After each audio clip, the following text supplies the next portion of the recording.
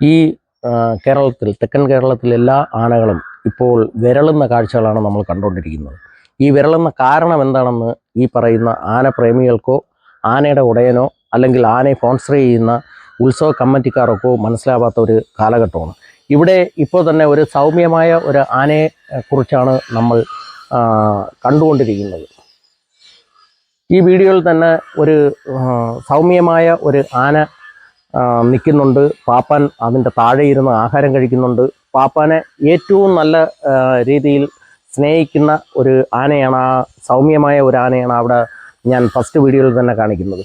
ആനയ്ക്കൊരു വിഷയങ്ങളില്ല, ആനയ്ക്ക് പ്രശ്നമില്ല, ആന വിരളുന്നില്ല, ഒന്നുമില്ല. പക്ഷേ വിരളുന്ന ആ കാരണം എന്താണെന്ന് വെച്ചാൽ, രാവിലെ ആനയെ അവിടെ കൊണ്ടുവരുന്നു.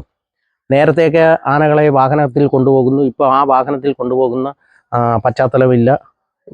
വാഹനത്തിൽ തന്നെ അമ്പലത്തിൽ കൊണ്ടുപോകുന്നു, ഇറക്കുന്നു. ആനയ്ക്ക് വലിയ സ്ട്രെയിൻ ഇല്ല. പക്ഷേ അവൻ സ്ട്രെയിൻ എടുക്കുന്ന സംഭവങ്ങളുണ്ട്. ആനയുടെ പുറത്ത് ഒരു 4 പേരെയാണ് കയറ്റുന്നത്. അതുപോലെ തന്നെ നെറ്റിപ്പട്ടവും വെഞ്ചാമരവും അതുപോലുള്ള ഒരുപാട് ഉപകരണങ്ങൾ 10, 45, 50 കിലോ വെയിറ്റുള്ള സാധനം അതിൻ്റെ പുറത്ത് കയറ്റുന്നു. 4 ആൾ കയറിയിരിക്കുമ്പോൾ തന്നെ ഒരാളിനൊരു 100 കിലോയും 85 കിലോയും വെച്ച് നോക്കിക്കഴിഞ്ഞാൽ തന്നെ എത്രയോ കിലോ വെയിറ്റ് ഒരു 3 മണി മുതൽ ഒരു 9 മണി 10 മണി വരെ ആനയുടെ പുറത്തിരിക്കുകയാണ്.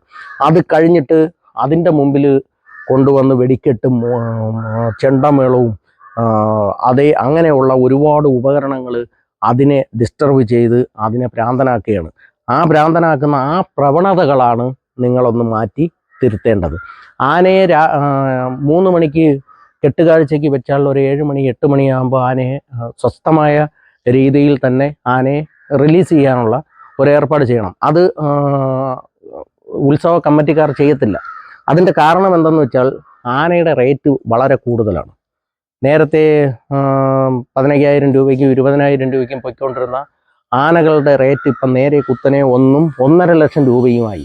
1.5 ലക്ഷം രൂപയാവുന്ന ഏറ്റവും വലിയ തടിയനായ ആനയുടെ മണ്ടയ്ക്ക് 4 പേരെയൊക്കെ പിടിച്ച് അതിൻ്റെ മണ്ടയിൽ കയറ്റിയിട്ട് 3 മണി മുതൽ 9 മണി വരെയും ആനയെ കൊണ്ട് റൗണ്ട് ചുറ്റിക്കുക എന്ന് പറഞ്ഞ ആനയും മനുഷ്യനാണെങ്കിൽ പറഞ്ഞ് മനസ്സിലാക്കി തരും. പക്ഷേ ആനയ്ക്ക് പറയാൻ പറ്റില്ല. ആനയെന്ന് പറയുന്ന ഒരു സൗമ്യമായ ഒരു മൃഗമാണ്. നമ്മൾ വീട്ടിൽ ഡോഗുകളെ വളർത്തുന്നു. ആ ഡോഗുകൾ എത്ര അറിവ് നമ്മളെടുത്ത് കാണിക്കുന്നോ അതിൻ്റെ 4 ഇരട്ടി അറിവുള്ള ഒരു മൃഗമാണ് ഈ ആന എന്ന് പറയുന്ന ഒരു സംഭവം. പക്ഷേ അത് മനുഷ്യന്മാർ മനസ്സിലാക്കാത്തത് കൊണ്ടാണ് ഇത്രയും പ്രശ്നങ്ങൾ ഉണ്ടാകുന്നത്. കോഴിക്കോട് കൊയിലാണ്ടിയിൽ തന്നെ ഈ സമയത്ത് 3 പേരെ ആന ചവിട്ടിക്കൊന്ന ഒരു വിഷയങ്ങൾ ഇപ്പം നമ്മൾ കേൾക്കുകയുണ്ടായി.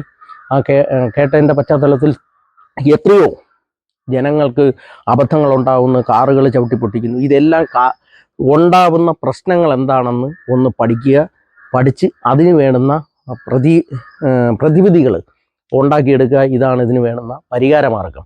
അല്ലാതെ